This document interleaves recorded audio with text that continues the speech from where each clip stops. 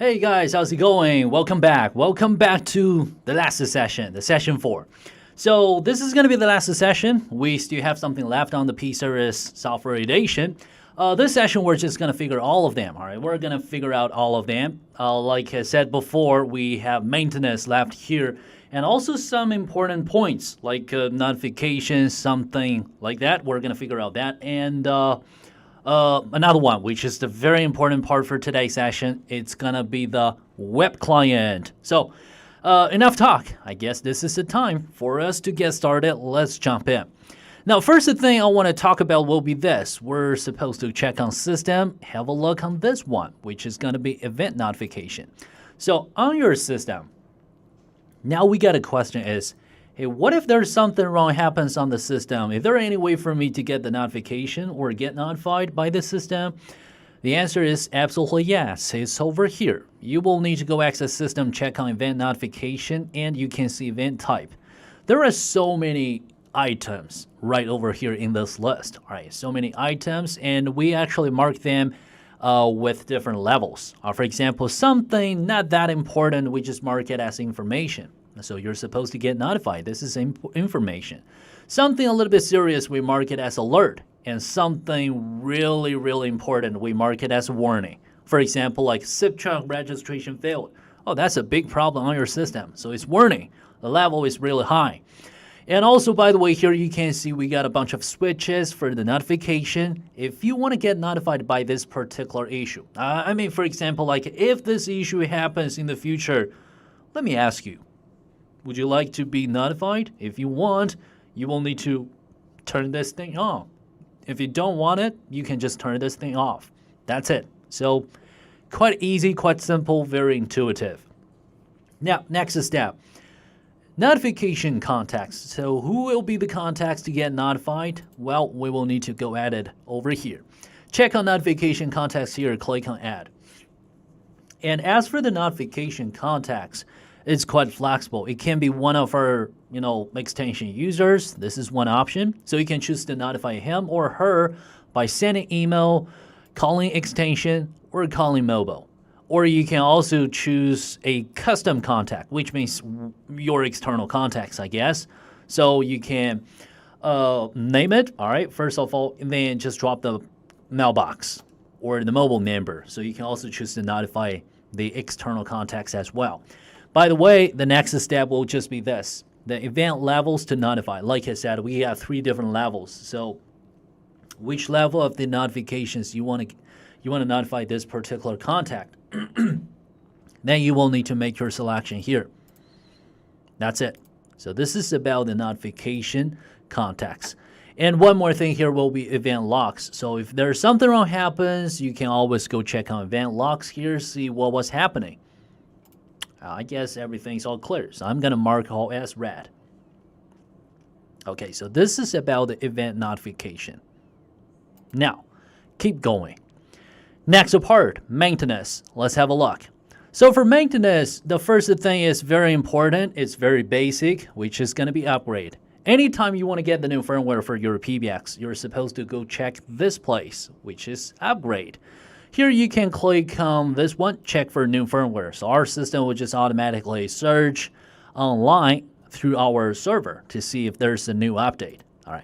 Now, of course, you can also choose to enable this. Never check for updates, or check for updates and automatically install. Or maybe you want to get a particular firmware for this PBX, so you don't want to get anything online. That's okay. You can also choose a file. So you have this particular installation file. This particular firmware file. You can also upload it here manually. Number 2 will be backup and restore. This is something also very fundamental, for troubleshooting. Okay, whatever you want to do there for troubleshooting. Well, we just highly recommend you guys make a backup at the very beginning. This is a very good habit, right? This is a good habit for troubleshooting. So always make a backup, right? So for the backup, you can click on backup directly there. Leave some comments there just in case you're confused about this backup, all right? And choose the storage location. I guess I can use local directly there. Not a problem. Then choose which part of the files you want to back up. then click on save. So we're going to create the backup file right now. After this, if you want to restore your system, you can just go click on restore button right over here to restore your system to that particular backup. All right. And by the way, you can also set a backup schedule. This is also supported, totally supported. And that's quite professional actually for technicians. All right. So it's a good habit, once again, like I said. Whatever happens in the future, I don't care, not a problem, because I get the backup, right? So anytime I can just restore my system. So like I said, once again, it's a good habit. Okay. Then we have reboot here. I think this is funny. All right. The easiest way for troubleshooting is always reboot. All right. It sounds funny, but that's the truth. So whatever happens on the system, like you just configure some settings on your system, but it won't work, that's fine. You can try to reboot your system. Perhaps it will work. All right. Because 9 times out of 10, some malfunctions on the system, the best solution will just be rebooting. All right, reboot the system, and well, it's gonna be back to life. All right. Okay, another one will be reset. All right, be very careful with reset, guys. If you click on this button, everything will be back to the factory mode. So once again, guys, you will need to be very careful. Once again. Just think about this first, all right? Think about exactly what you want. Then you go click on this button, all right? Make sure everything's all well configured, everything's well prepared. Then you go hit this button to reset the system. Okay, next part, operation logs. The operation logs, it's kind of like a black box. Black box on the airplane. Well, this is going to be a black box on the PBX, right? Whatever you've done on the system, they're fully recorded in the operation logs. That's it. So you can always check in the operation logs to see what was happening. What did you do? What have you done on your system? What did you do on your system? And also we have another black box. So this is black box 1, and black box 2 is going to be system logs. So the system is running all the time, and for system itself, it will also record everything. So you can also check the system logs for troubleshooting. If there's something wrong happens on your system, you can just download the log from this particular interface. Okay. Then let's talk about the troubleshooting. So on our system, we also provide you guys a couple of basic troubleshooting tools. Number one is going to be Ethernet capture tool. This one, it's really functional for some circumstances. Let's see you got something wrong with your SIP. All right, let's see, just an example. You got something wrong with your SIP or with your connection. So you don't know what's going on there. All right, because this is not like a physical connection. It's not like cabling. All right, everything's based on data transmission. Everything's just based on internet. So whatever happens, you cannot just figure out what was happening there directly by judging the physical connection, because there's no result. You can't get any result from this. All right. So you will probably need to get a feedback. You need to get the detailed feedback about the data transmission. So what you're supposed to do now is you will need to go check on Ethernet capture tool, click on start. All right. Of course, you guys can enter some particular port or IP address. That's fine. But generally speaking, we just want to capture all the packets, right? All the data transmission, this entire flow. That's what we want to do. So you go click on start directly, then you just need to grab your phone, make a call. All right. So because if there's something wrong happens, absolutely you're going to have something wrong with your call. So you make a call till the problem happens again, then you click on stop. All right. Be very careful, guys. Some of our customers, they probably just click on start, then they never click on stop. Oh my God, that's not a smart idea, guys. If you click on start, then you never click on stop, you're going to capture a huge packet. This package will be huge, all right? And that's not what we want, all right? Just try to control the package. Try to control the packages under 5 megabits. That will be better. That will be better for you to analyze what was happening there, all right? So always remember to click on start. When the problem happens again, click on stop. All right, capture this. Then check on download. Get the packets, all right. Get this particular packet, all right.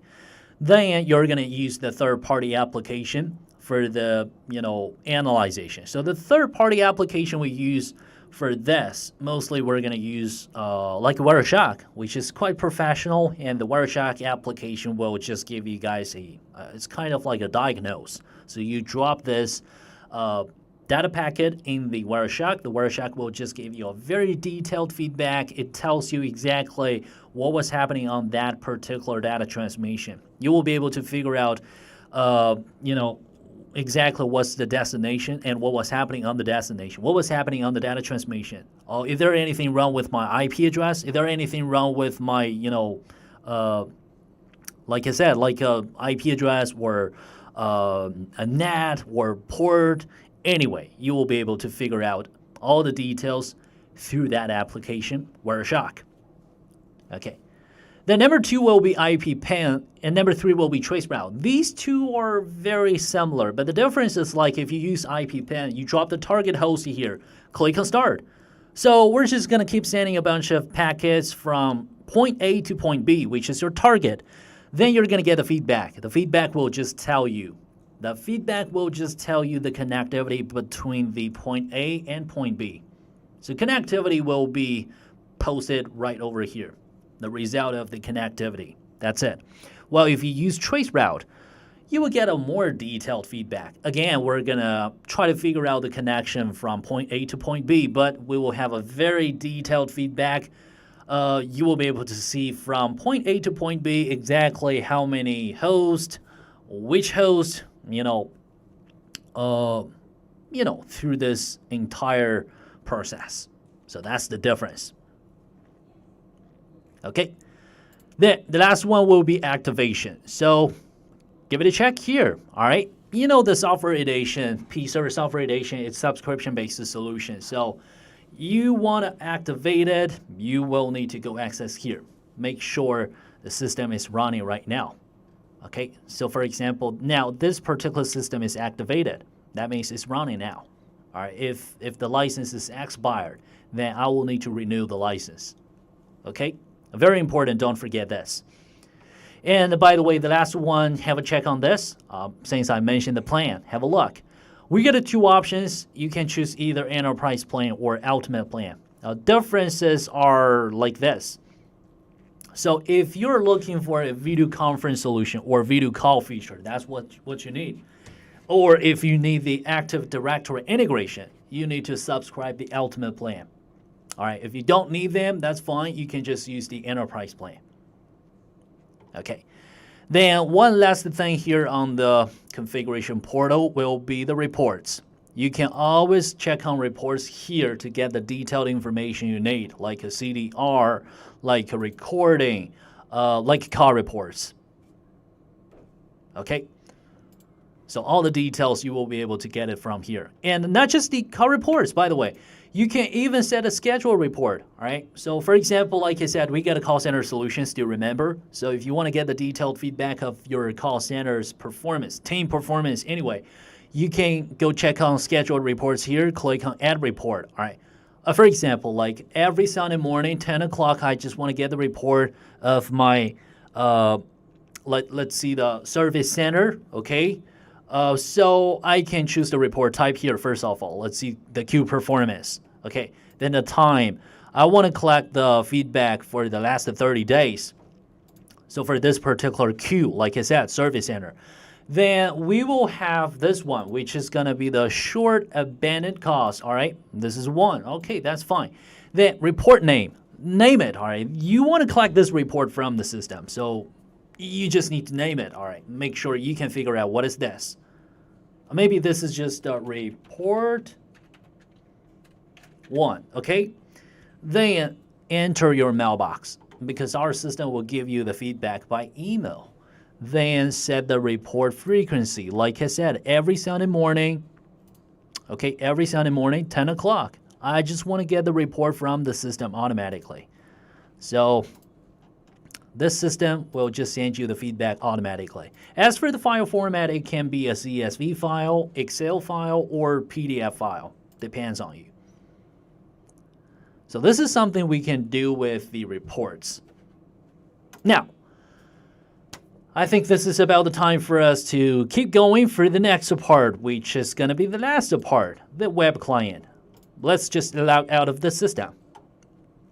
And I'm going to jump into the system with my extension number.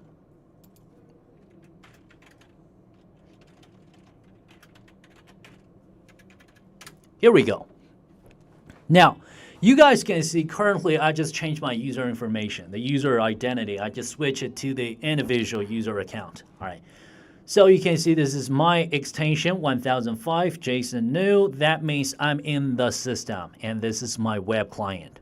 Okay, this is my web client, not the configuration portal. Okay, have a check. First thing we have here will be this. You can manage your presence easily. Like I want to switch my presence from available to away to do not disturb. I can just do it here easily. By the way, I also got a function key feature. All right, this feature is also supported. So on the P-Series system, when you try to use the software, when you try to use the web client, let's say, well, if you're old school style, like you just want to use the traditional feature like a function key. All right, that feature is available on the hardware desktop file. Now on the web client, you will have the same user experience. This is nothing special. This is just like a virtual function key. All right, a bunch of virtual function keys. That's what it is. And we can actually support totally 120 function keys. And for each one of our keys, we will support 12 key types. That's what we can do here. Okay, so that's what we can do here. All right, now keep going. Now back to the web client here. All right. First thing here will be extensions. You guys will be able to see all the extensions that are going to be posted here. But just hold on a second. All right, hold on a second. If you never configure this, guys, if you never have any customization there, you will be able to see all extensions, of course. But, when we switch back to the management portal, something special here in the extension settings. You can see here we got a client permission. Check on that. You can also set the visibility for different extensions. Like my extension number is 1005, and probably I don't want me to, probably I just don't want this extension to see that extension or this extension. Or maybe, let me give you another example. Another thing here is when you try to use the P-Series system to manage your company, all right, you want to use this for handling company communications. Now, of course, you have different departments. What now? Well, on the P-Series system, first of all, we can set extension. And another solution we have here will be extension group. So if you're running the, phone system with different departments, of course, you can also use our extension groups for different departments. Like a sales, for sales team, I can just select a couple of agents here. All right. So these two guys, they're going to work for the sales department. And I can also set a group permission as well. See, you guys can see that. This is what a manager can do. I can enable all the user permissions for a manager. And for user, I can just leave it empty. So this is basically means the user permission for a manager to use the operator panel. Now, back over here, I can turn this extension to work as the manager or the user. See, that's it. So this is what we can do with extension group. Now, let's just create a couple of extension groups. All right, so the first one is sales. The second one is tech support, So we're going to need some other users. Okay, group permissions, I think I will just keep the same thing like this. And I will also need to create another group. Well, let's see managing directors. Managing director. Okay. Oops, I'm sorry. Typo. Directors. Okay. Then I'm going to select my extension here. All right, let me be the managing director. Okay. So I'm going to change my user type as the manager. Now you guys will see the difference later. Okay. So I'm going to be the manager and the group permission will be this. Okay. Save this. Apply for it. Okay. And back to here. Client permission. Now, I just want to set the client permission for extension 1005 for me. So here, I will need to choose a particular extension. All right, I will need to choose a particular extension. So managing directors, okay, this is who I am. select this one. Okay, and you can see this permission type. I will choose allow view. That means I can be able to see other objects. The objects here can be anything. Let's just select them. So I want to check sales department. I want to check tech support, and I also want to check managing directors. Then I will just go click on confirm. Save this. Save this rule, okay? Then back to the web client. Now you guys will see the difference. When I switch it here, I will be able to switch from default, which is all extensions, to managing directors, to sales department, and to tech support. This is exactly what I can do because I got the permission to see them. Okay? All right. And also based on the web client, you can always use this, these buttons to trigger the audio call feature. Okay, you can trigger the audio call feature. You can also trigger the video call feature. But just don't forget, if you need a video call feature, you need the ultimate plan. Don't forget that. And here's the chat panel. You click on that. That will be the chat function. Here you can chat. You can share documents. You can start a group chat. This is just the chat function. Okay.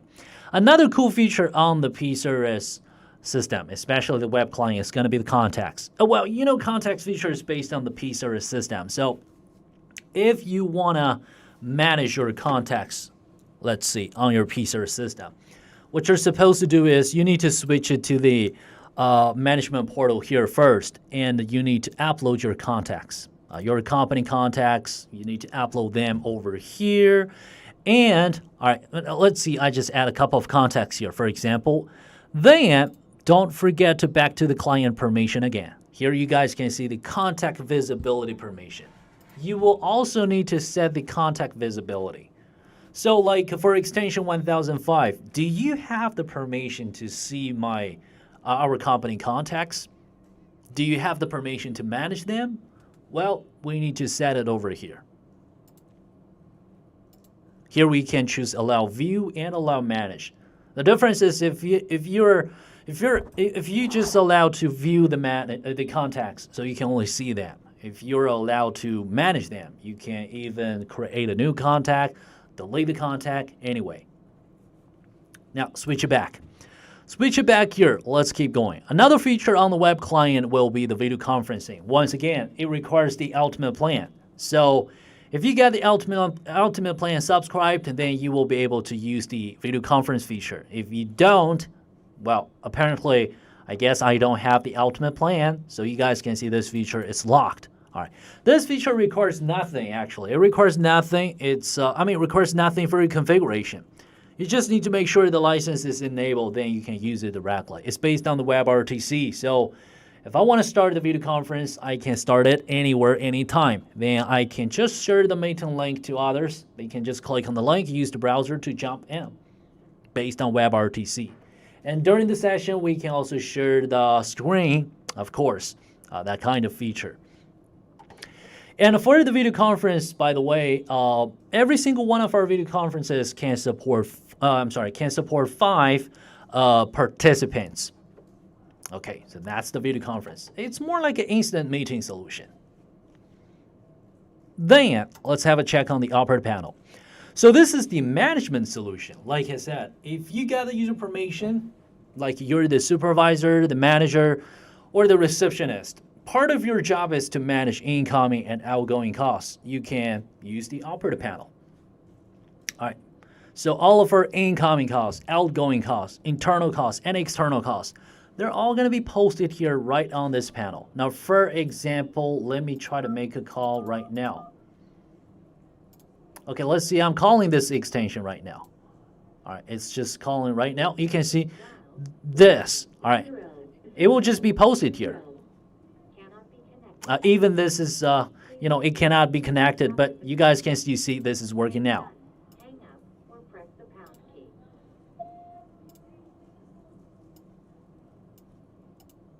Okay, so this is going to be the operator panel. So that basically means if you're in charge, like you're the supervisor anyway, you can just manage all of your costs. Call control, anyway, the operations can be handled over here. It's not like a traditional solution. All right, so you don't even need to know what is the feature code for a call transfer, for a call recording. I mean, for like a call recording, like a call monitor. I don't need to know that.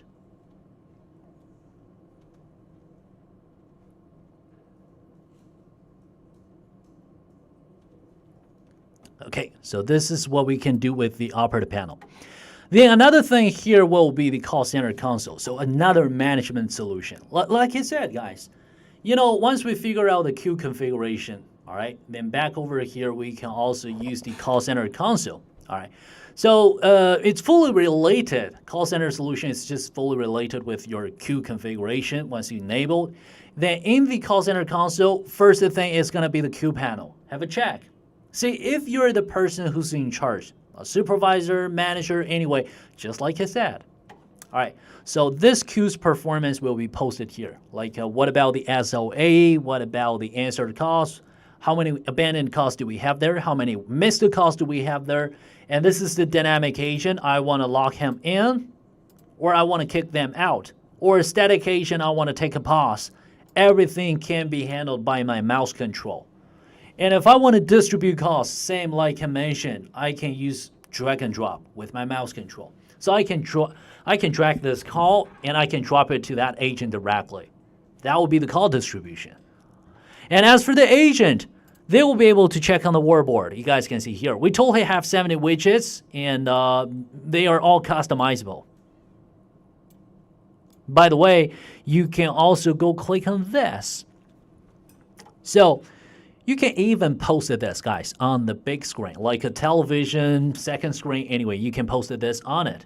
Quite professional, so agents, they will be able to figure out the current working performance directly through this panel. All right. Now, other things left here are something for the personalization. You know, for the web client, you can use call logs. It's fully, synchronized from your PBX. So you have the same call log here and on your mobile client and even on your IP phone. You can also get the voicemail, recordings. Anyway, they're all synchronized, like I said, fully synchronized. The last one will be preferences. So you can also customize your own preference. Here's your Linkus QR code. You can scan the code to log into your mobile client. You can also use the link for your PC client, and you can also set the function keys, like I said. We can support totally 120 function keys. For each one of our keys, we will have 12 key types. So this is something we can customize for the personal preferences. The last one we have here is just going to be the Chrome extension. All right, so you go click on Chrome extension. You guys can see it's over here, based on the Google Chrome Web Store. We provide our customers a very functional tool, which is Yeastar Linkus for Google. Because, you know, the web client is fully web-based. Now, we get a question is, hey, what if I just closed my browser? What if I just close it? Am I going to miss the incoming call? Well, you don't. You won't. You get this particular functional tool, which is Linkus for Google. The next time if someone who's calling you, you're going to have the incoming call pop up automatically. You're also going to be able to use this Chrome extension for like a click-to-call feature. You can also use this for, some quick access. Like I want to use the function key, or I want to use this for some, I want to check my recordings or something. Quick access. You will just be able to do that. Okay. And also, by the way, you guys go check on this.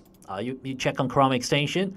So we go access Chrome Web Store. Here you can also see there's a video tutorial, which is talking about the Linkus for Google. Yeastar Linkus for Google Chrome extension is now available. This extension seamlessly integrates Yeastar PBX services to create a lightweight yet powerful browser-based soft phone tool. Enable easy dial pad, phone number auto detection on web pages, click to call, advanced call handling, and at the same time, this extension will keep you connected all the time. Even if you forgot to turn on the web client or accidentally close it, Linkus for Google Chrome extension will make sure you receive a pop-up window for all incoming calls. To get the Yeastar Linkus for Google Chrome extension, all you need to do is go to the Chrome Web Store and search Yeastar Linkus for Google. Then enter the page and click on Add to Chrome. In the pop-up window, confirm by clicking on Add Extension. Now, this Linkus for Google is successfully added to your Google Chrome. Now we can pin this extension to Chrome toolbar. Firstly, click on the extension button on the right up corner of the browser. Find Yeastar Linkus for Google in the list, and click on the pin button.